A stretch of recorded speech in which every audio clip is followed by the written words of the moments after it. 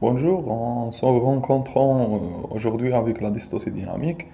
Donc, la dystocie dynamique, c'est quoi? Donc, c'est l'anomalie fonctionnelle de la contraction utérine ou bien de la dilatation de corps. Donc, contraction utérine, soit c'est une anomalie de fréquence, de durée, d'intensité ou bien de tonus de base. Donc, ce n'est pas un aspect normal de cette contraction utérine. Donc, soit elle peut être primitive, bien pure, c'est un dysfonctionnement de muscle utérine, ou bien elle peut être secondaire, autre étiologie que le muscle utérine. Donc, une disproportion photopalpienne, une hématome rétroplacentaire, pathologie organique cervicale et parfois iatrogène. Donc, on va parler sur les différentes anomalies dynamiques. Donc, commençons par les anomalies dynamiques cervicales, puis la dyskinésie dynamique, puis les anomalies dynamiques utérines localisées, et on finit par les anomalies dynamiques utérines généralisées.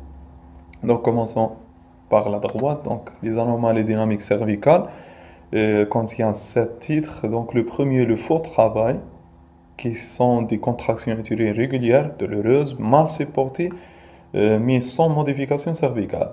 Et donc, le diagnostic se fait par une observation prolongée où on va voir l'arrêt de ces contractions utérines, ou bien par l'administration de sédatifs, vitaminiques, ça pour le faux travail. En deuxième lieu, c'est la dystocie cervicale de démarrage. Donc, chez la primipare, elle est supérieure à 9 heures, c'est une dilatation qui ne démarre pas, de contraction utérine régulière, intense, douloureuse, sans modification sur le col. Et chez le multipare, c'est une période supérieure à 6 heures, dite dystocie cervicale de démarrage. Maintenant, pour la troisième, la dystocie cervicale de démarrage irréductible.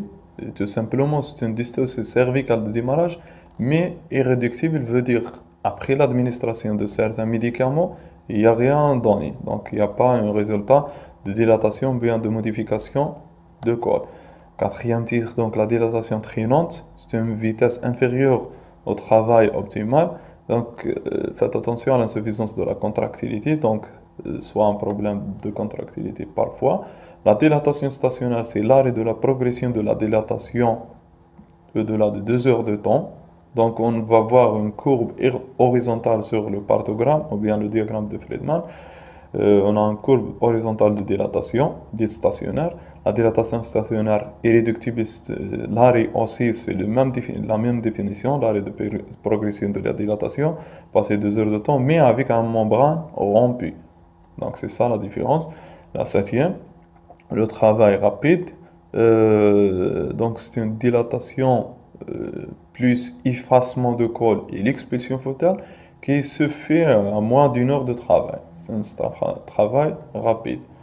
C'est les anomalies cervicales, tout ça c'est des anomalies dynamiques cervicales. Maintenant vers la dyskinésie dynamique ou bien l'irrégularité de l'activité contractile où on a deux principaux titres, donc l'anomalie de coordination des différentes parties de myomètre, donc des points dits, on peut l'expliquer comme ça, donc la fibrillation auriculaire de cœur, donc fibrillation auriculaire, on a des points ectopiques séparés de contractions, et donc ne sont pas des contractions efficaces.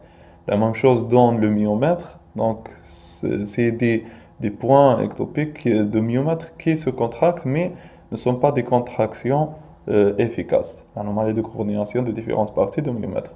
Pour le deuxième titre, donc l'anomalie de rythme des contractions utérines. Donc ce sont des contractions utérines irrégulières dans leur fréquence et leur intensité. Voilà ça pour la dyskinésie dynamique.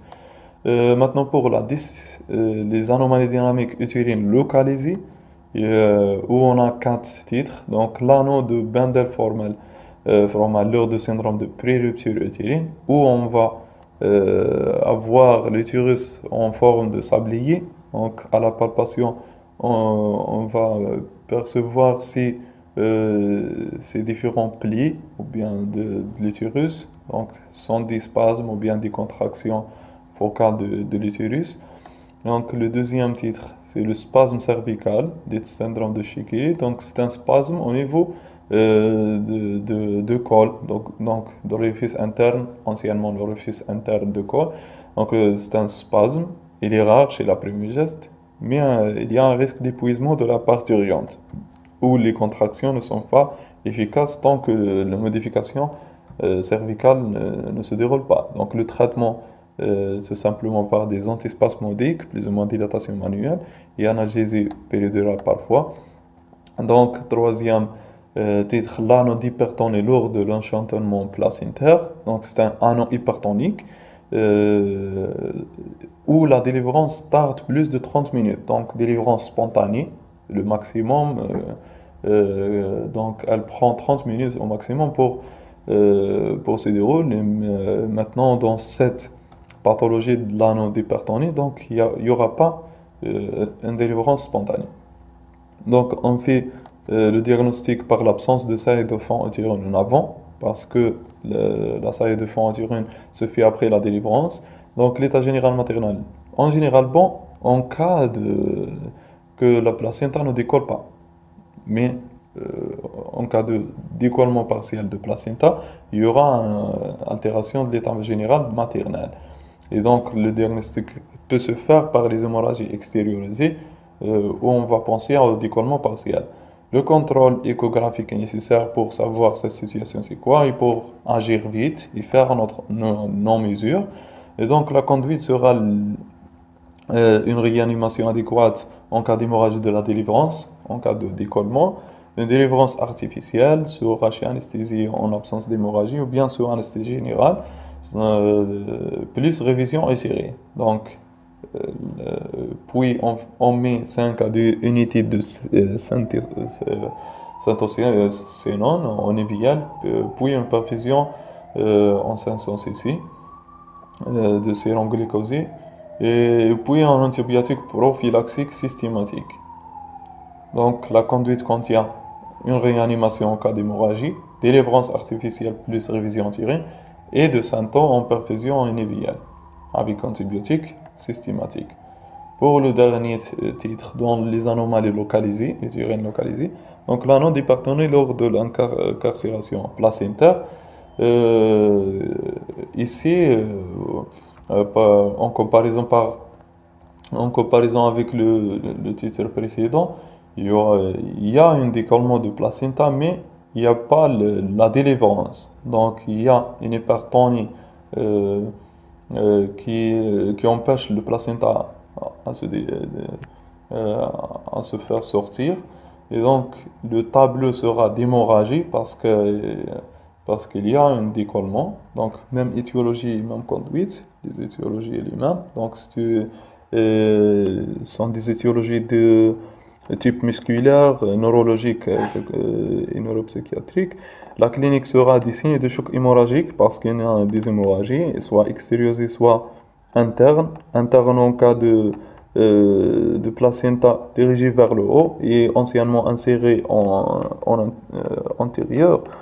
Et donc, le tableau sera de choc, mais des chocs donc, avec hémorragie interne. Par contre, l'insertion placentaire latérale ou bien prévia, donc les hémorragies vont être extériorisées, donc le tableau sera un choc hémorragique avec des hémorragies extériorisées. Donc le fond utérin saille en avant et pince saille en avant parce qu'on a le décollement, pince éloigné parce que le décollement aussi, le fait de décollement de placenta, et pas de refoulement de corps utérin lors de l'examen en mettant notre main entre dans la partie supérieure ou bien le bord supérieur de symphyse pubienne et on fait refouler l'utérus vers le haut, il n'y a pas un refoulement de corps utérin. Donc, ça pour les anomalies dynamiques utérines localisées. Maintenant, on termine par les anomalies dynamiques utérines généralisées. Donc, commençons par les hypersynésies utérines. Et on a, en comparaison, les hyposynésies ou insuffisance dynamique. Donc, tous ces titres sera simplifié par une simple comparaison. Donc, une hypersynésie de fréquence. En même temps, on a les hyposynésies de fréquence Donc les hypercinésies d'intensité, on a dans l'autre côté l'hypocinésie d'intensité, etc. L'hypertonie utérine, inertie utérine, tétanisation utérine avec les atomies utérines. Et on a un titre additionné, les hypocinésies par insuffisance au durée de contraction utérine. Donc on commence par les hypercinésies utérines, hypercinésie de fréquence. Donc en premier, ce sont des contractions utérines supérieures à 5 contractions par 10 minutes dans la phase active de travail. Donc l'intensité, le tonus de base et les relâchements sont normaux. Faites attention. Donc les étiologies sont multiples, divisées en quelques étiologies maternelles. Donc c'est une mère ou bien parturiente agitée de fait de problèmes psychologiques, soit par stress qu'elle ne connaît pas c'est quoi un accouchement ou bien elle est primigeste et ne savent pas comment faire ce processus ou bien un trauma antérieur où elle a déjà fait un accouchement avec une dystocie et donc c'est un trauma antérieur que fait un profil psychologique ou bien un problème ou bien un stress en plus pour cet accouchement antérieur. Donc autre cause de rétrécissement pelvien, osseuse ou bien autre chose, les malformations cervicales ou bien vaginales, ou bien un col cerclé. En cas de bilan, si on oublie de faire ouvrir ce col ou bien ce cercle, les causes fœtales, à savoir macrosomie fœtale généralisée ou bien localisée, présentation dystocique, comme le transverse, donc les autres présentations brigma, et les membranes trop résistantes, donc qui ne sont pas rompues, donc ne facilitent pas l'accouchement comme il faut. Donc, des causes iatrogènes comme la perfusion de syntocinon trop agressive de débit ou bien de concentration, et la dernière cause, l'hématome rétroplacentaire au début.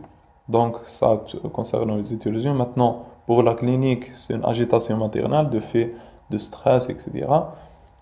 Par la disproportion photopalvienne ou bien anomalie cervicale organique. Donc, il y aura par cette agitation une hyperventilation superficielle qui fait une efficacité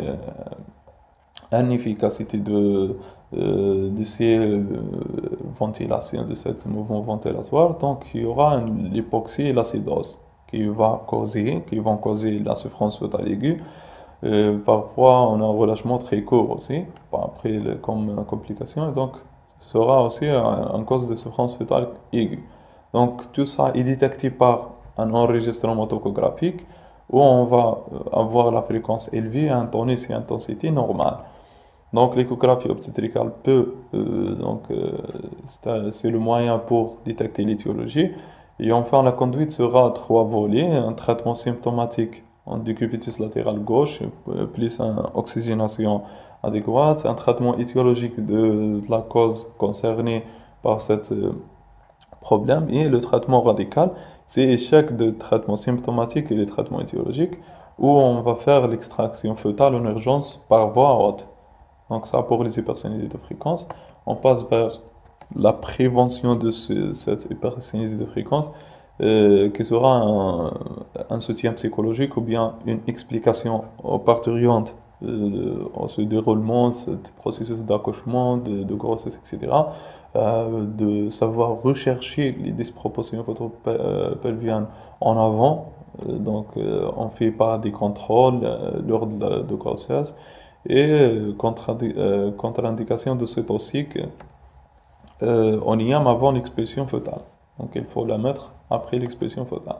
Les hypercinésies d'intensité maintenant sont des contractions utérines supérieures en intensité à 80 mm/mercure et le reste sont normaux, fréquence et tonus de base. Donc, ce sont des contractions douloureuses, dilatation précoce, le fait de l'intensité est élevé, et plus une rupture prématurée de membrane. Le risque ici est de l'œdème cervical et donc l'arrêt de la dilatation. Et on a un risque donc.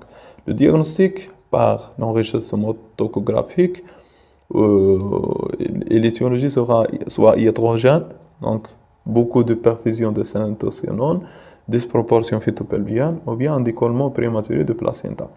La conduite et la prévention sera la même comme l'hypercinésie de fréquence. Passons vers l'hypertonie utérine.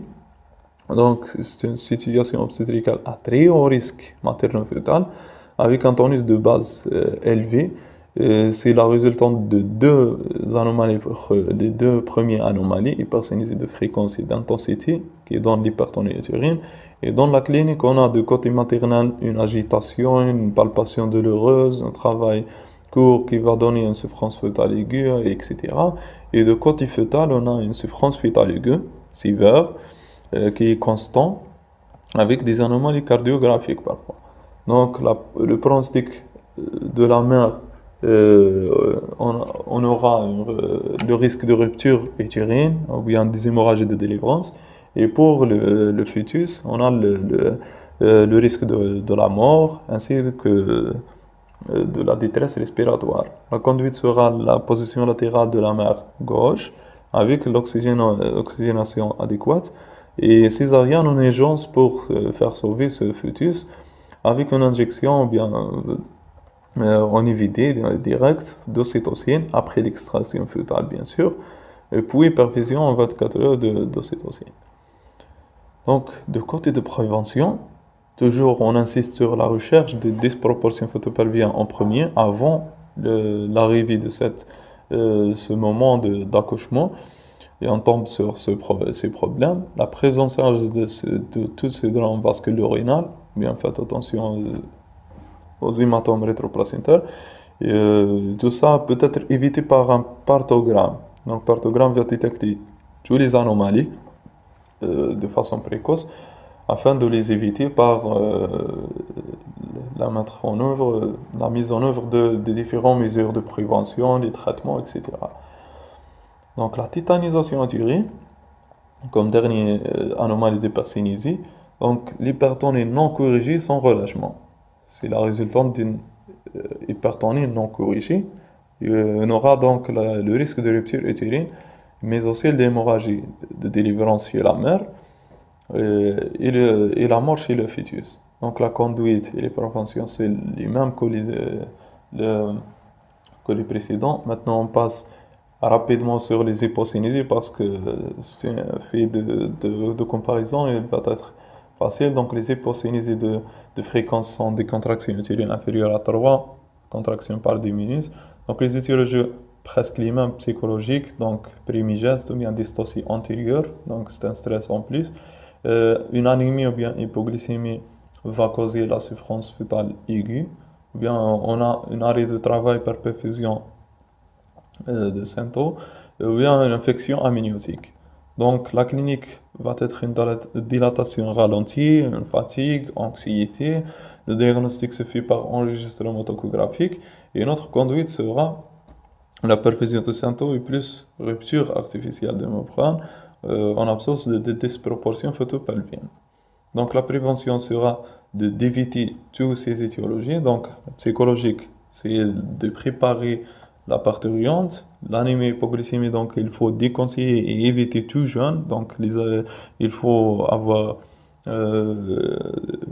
prendre les aliments liquides et sucrés. Et dilatation ralentie peut être évitée par la détection précoce par un partogramme. Donc tout ça pour la prévention. Maintenant pour les hypocynésies d'intensité, donc ce sont des contractions utérines inférieures à 30 mm de mercure. Et c'est un travail prolongé, ralentissement donc de dilatation de col. Et les étiologies seront presque les mêmes de fréquence. Donc plus l'utérus fibromatoeux de la grande multipare, c'est un utérus dilaté, large comme ça.